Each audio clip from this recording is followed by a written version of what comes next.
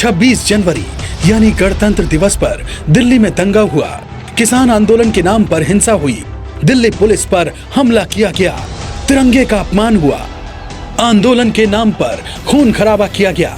लेकिन अब ओछी राजनीति करने वाले टुकड़े टुकड़े गैंग के सदस्य एक नैरेटिव क्रिएट कर रहे हैं। वो ये अफवाह फैला रहे हैं कि दिल्ली में हुए दंगे के पीछे बीजेपी यानी मोदी सरकार का हाथ है। आखिर इस अफवाह के पीछे उनका मकसद क्या है? इस अफवाह के पीछे वो दलील क्या दे रहे हैं और कैसे उनका ये नैरेटिव कोरी बकवास है? गणतंत्र के गुनहगारों को बचाने की साजिश रच रहे लोगों की एक एक करतूत का आज हम काला चिट्ठा खोलेंगे।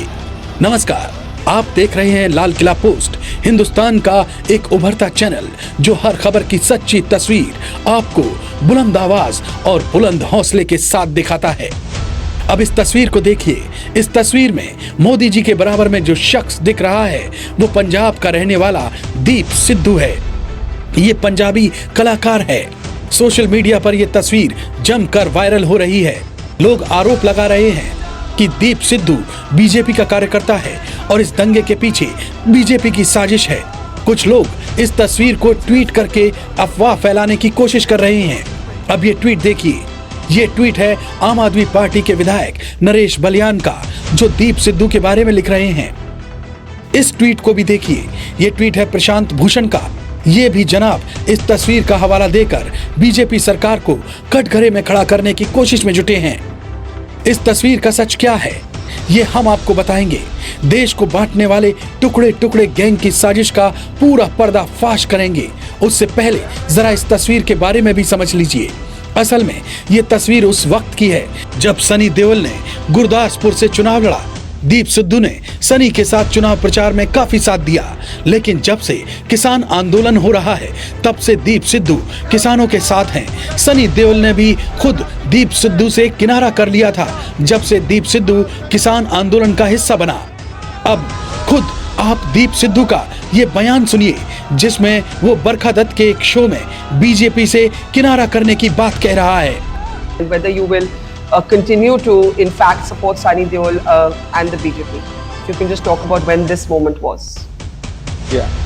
Go ahead. No, this was before the elections when we were just gonna go, to contest the elections. So we went and visited him there. Okay. And as far as Mr. Deol or BJP is concerned, I am not supporting BJP. I never supported BJP. So, or any political party. I was just there to support Mr. Deol. But today, Mr. Deol is also probably, pushing that ideology or kind of what government is saying that the bills are in favor of the farmers, which I've taken a complete contrary stand, to this, that it is not in favor of farmers. We cannot, our lands cannot be taken away. Our freedom cannot be taken away. Our fundamental rights cannot be taken away. So please relook at it and repeal these enactments. अब आप खुद सोचिए कि गले में गेरुआ पट्टा डालने से और पुरानी किसी तस्वीर को सामने लाने से क्या ये जिम्मेदारी अब बीजेपी की हो जाती है? क्या इस हमले के लिए बीजेपी को जिम्मेदार ठहराया जाएगा? अगर ऐसा है तो चलिए कुछ और तस्वीरों को भी देख लिया जाए। इस तस्वीर को देखिए। ये है यासिन मलिक जिसमें वो हाफिज सईद के साथ बैठा है। हाफिज सईद मुंबई हमले का गुनहगार। अब जरा यासिन मलिक की इस तस्वीर को देखिए जिसमें पूर्व प्रधानमंत्री मनमोहन सिंह उसके साथ हैं। तो अब इस तस्वीर के लिहाज से क्या ये मान लिया जाए कि जम्मू कश्मीर में जिन भी दंगों का दाग यासिन मलिक के सिर पर है उसमें कांग्रेस या मनमोहन सिंह भी शामिल हैं? अब जरा इस तस्वीर को देखिए। कांग्रेस नेता नवजोत सिंह सिद्धू पाकिस्तान के आर्मी चीफ कमर जावेद बाजवा के साथ हैं। तो क्या ये मान लिया जाए कि पाकिस्तानी आर्मी चीफ हिंदुस्तान के खिलाफ जो षड्यंत्र रचता है उसमें नवजोत सिंह सिद्धू भी शामिल हैं? अब एक और तस्वीर देखिए। यह है भारत का भगोड़ा जाकिर नायक जो कांग्रेस नेता दिग्विजय सिंह के साथ गलबैयां डाल रहा है। क्या ये मान लिया जाए? क्या इसके रिश्ते दिग्विजय सिंह के साथ बहुत गहरे हैं?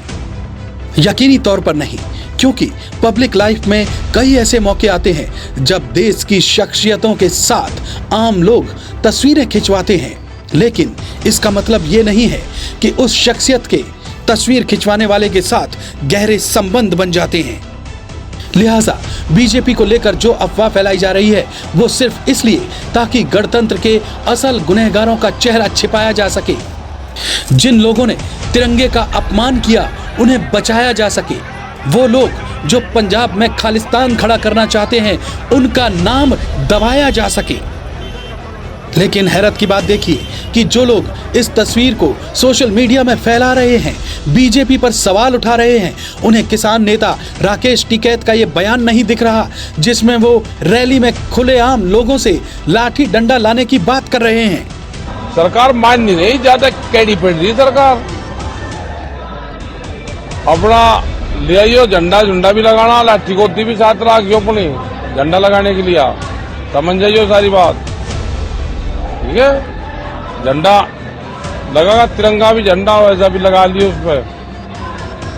और आ जाओ बस, अब बहुत बोल लिया, अब आ जाओ जमीन बचाने के लिए। आ जाओ, अपनी जमीन नहीं बच रही, 17 कानून आ रहे और जमीन कैसे छिननी जाएगी उसका प्लान बन रहा। अपने लिए नहीं, आपकी तो कटकुटाएगी, अपने बालकों के लिए आ जाओ। हाँ, अपने बालकों के लिए आ जाओ। और इन्हें जो नए से लड़के ना रोकियो ना, क्या इनके छिंके दे रखे घर में की रड़ जाएगा दिल्ली में जाके।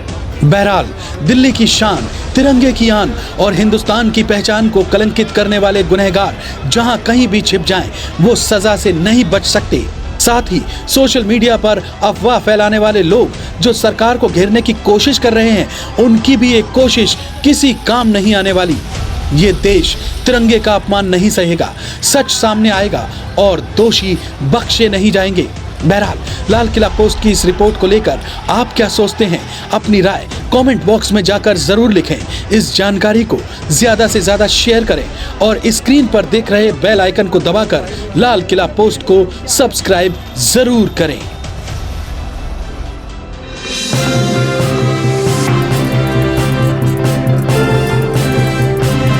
आप देख रहे हैं लाल किला पोस्ट, बुलंद हौसला, बुलंद आवाज।